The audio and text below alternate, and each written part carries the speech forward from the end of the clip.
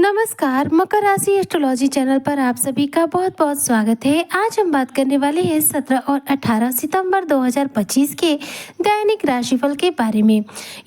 यह 2 दिन मकर राशि के जातकों के कैसे बीतने वाले हैं, इन 2 दिनों में ग्रहों की क्या स्थिति रहेगी, कौन से शुभ योग बनेंगे, कौन से अशुभ योग बनेंगे, इन 2 दिनों में आपके जीवन में कौन से बड़े परिवर्तन होंगे और ग्रहों की क्या स्थिति रहेगी, आज इन सभी तथ्यों पर हम पूर्ण रूप से विश्लेषण करेंगे। तो वीडियो बेहद खास है।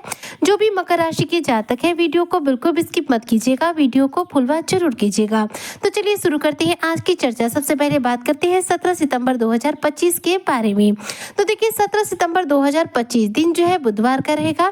इस दिन देखा जाए तो आश्विन मास के कृष्ण पक्ष की एकादशी तिथि रहेगी। सूर्योदय सुबह 6:13 पर होगा, जबकि चंद्रोदय 1:42 पर होगा।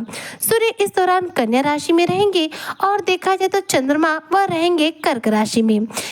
इस दिन पुनर्वसु नक्षत्र रहेगा, जो कि सुबह 6:33 पर समाप्त हो जाएगा, जिसके बाद से पुष्य नक्षत्र प्रारंभ हो जाएगा।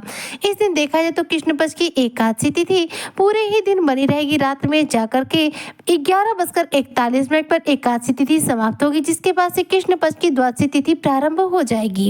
इस दिन परिग नामक योग बनेगा। इस दिन के शुभ समय की बात करूं तो दोपहर में 11:56 से लेकर के 12:46 तक इस दिन का शुभ समय रहेगा, जबकि इस दिन के अशुभ समय यानी कि राहु काल की बात करूं तो दोपहर में 12:30 बजे से लेकर के 2 बजे तक इस दिन का राहु काल रहने वाला है। अब बात करते हैं 18 सितंबर 2025 की। तो दिन जो है बृहस्पतिवार यानी कि गुरुवार का रहेगा। इस दिन आश्विन मास के कृष्ण पक्ष की द्वादशी तिथि रहेगी। सूर्योदय सुबह 6:13 पर होगा, जबकि चंद्रोदय 2:45 पर होगा। सूर्य इस दौरान कन्या राशि में रहेंगे और चंद्रमा कर्क राशि में ही रहेंगे। इस दिन पुष्य नक्षत्र रहेगा, जो कि प्रातःकाल 6:33 पर समाप्त हो जाएगा, जिसके बाद से अश्लेषा नक्षत्र जो है प्रारंभ हो जाएगा। इस दिन कृष्ण पक्ष की द्वादशी तिथि पूरे दिन बनी रहेगी और रात में जाकर के 11:30 बजे समाप्त हो जाएगी, जिसके बाद से कृष्ण पक्ष की त्रयोदशी तिथि प्रारंभ हो जाएगी। इस दिन शिव नामक योग बनेगा। इस दिन के शुभ समय की बात करूं तो दोपहर में 11:56 से लेकर के 12:44 तक इस दिन का शुभ समय रहेगा। और इस दिन का अशुभ समय यानी कि राहु काल की बात करूं तो यह दिन में 1:52 से शुरू हो जाएगा और जो कि 3:23 तक लगातार बना रहेगा। तो ये तो रही इन 2 दिनों में चंद्रमा की स्थिति के बारे में बात और इन 2 दिनों के शुभ समय अशुभ समय के बारे में बात। अब बात करते हैं इन 2 दिनों में बड़े ग्रहों में क्या फेरबदल देखने को मिलेगा। तो देखिए 17 सितंबर 2025 के दिन ग्रहों के राजा सूर्यदेव, जो कि अब तक सिंह राशि में विद्यमान है, आपके अष्टम भाव में विद्यमान है या आपके नवम भाव यानी कि भाग्य भाव में गोचर करेंगे। 17 सितंबर 2025 को सूर्य का राशि परिवर्तन जो है आपका भाग्योदय का कारण बनेगा। सूर्य आपके भाग्य भाव में जाकर आपके भाग्य विधाता बन जाएंगे, जिसकी वजह से देखा जाए तो आपके लिए स्थितियां बहुत ही ज्यादा महत्वपूर्ण बन जाएंगी। 17 सितंबर से सूर्य के राशि परिवर्तन से मकर राशि के जो जातक है इनका भाग्योदय शुरू हो जाएगा, क्योंकि भाग्य भाव में सूर्य आपका भाग्योदय करने का कार्य करेंगे।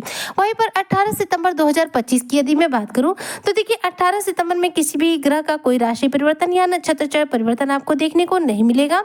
जबकि मैं बात करूं इन 2 दिनों में शुभ योगों के बारे में यानी कि 30 त्योहारों के हिसाब से, तो 17 सितंबर के दिन देखिए इंदिरा एकादशी का शुभ योग बनेगा, जबकि 18 सितंबर में कोई योग नहीं बन रहा है। तो इस 17 सितंबर के दिन जो लोग भी एकादशी का व्रत करते हैं वह एकादशी का व्रत करेंगे और भगवान विष्णु की माता लक्ष्मी के साथ पूजा आराधना करेंगे। तो यह तो रही बात आपके जीवन में होने वाली ग्रहों की स्थिति के बारे में। अब बात करते हैं 2 दिनों के दैनिक राशिफल के बारे में कि यह 2 दिन आपके कैसे बीतने वाले हैं। तो देखिए इन दोनों ही दिनों में जो चंद्रमा की स्थिति बनती है तो वह बन रही है कर्क राशि में यानी कि आपके सप्तम भाव में।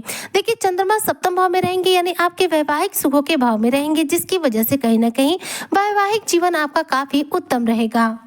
17 सितंबर के दिन चंद्रमा जो है आपके सप्तम भाव में और देखा जाए तो पुष्य नक्षत्र में रहेंगे। पुष्य नक्षत्र में होने की वजह से चंद्रमा यहाँ पर आपको उत्तम फलों की प्राप्ति कराएंगे। इस दिन आपका दाम्पत्य जीवन काफी उत्तम रहेगा। अब यदि करियर के लिहाज से बात करूँ तो सप्तम भाव में चंद्रमा की स्थिति की वजह से करियर क्षेत्र में स्थिति आपके लिए सामान्य रहेगी। वहीं पर व्यवसाय वर्ग के हिसाब से यदि मैं बात करूँ तो चूंकि सप्तम भाव जो होता है वह साझेदारी के साथ के बिजनेस व्यापार का होता है। ऐसे में जो मकर राशि के जातक व्यापारी वर्ग के होंगे उनके लिए 17 सितंबर का दिन इनके व्यापार में इनको मन मुताबिक रूप से धन की प्राप्ति कराने वाला है। इस दिन देखा जाए तो मकर राशि के जातकों को बेहतरीन रूप से मान सम्मान की प्राप्ति होगी, कार्य क्षेत्र में अच्छी कामयाबी देखने को मिलेगी और पारिवारिक जीवन इस दिन आपका उत्तम रहेगा।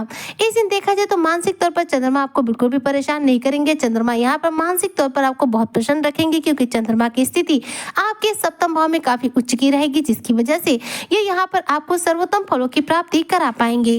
बात करूं यदि मैं उन लोगों के बारे में जो लोग मकर राशि के जातक शेयर मार्केट में पैसों का निवेश करते हैं, उनके लिए भी 17 सितंबर का दिन बेहद खास रहेगा। आपको शेयर मार्केट में अच्छे खासे धन की प्राप्ति होगी। इस दिन चंद्रमा अपनी स्वराशि कर्क राशि में रहेंगे, जिसकी वजह से आपको इसका पूरा लाभ देखने को मिलेगा। चलिए अब बात करते हैं 18 सितंबर के बारे में। तो देखिए 18 सितंबर में चंद्रमा की स्थिति आपके सप्तम भाव में रहेगी, लेकिन इस दिन अश्लेषा नक्षत्र रहेगा। अब नक्षत्र यहाँ पर बदल जाएगा, जिसकी वजह से आपके जीवन में थोड़े से प्रभाव भी बदल जाएंगे। अब 18 सितंबर में देखा जाए तो जो भी मकर राशि के जातक हैं, इनके लिए जो जीवन रहेगा, जो दैनिक जीवन आपका रहेगा, काफी खुशनुमा रहेगा, काफी पॉजिटिव आप महसूस करेंगे।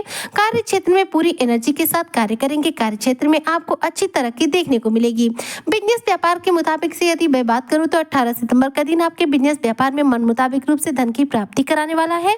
अगर बात करूं आपके वैवाहिक जीवन के बारे में, तो देखिए 18 सितंबर में चंद्रमा की स्थिति आपके सप्तम भाव यानी कि वैवाहिक जीवन के भाव में रहेगी, जिसकी वजह से आपका दाम्पत्य जीवन उत्तम रहेगा।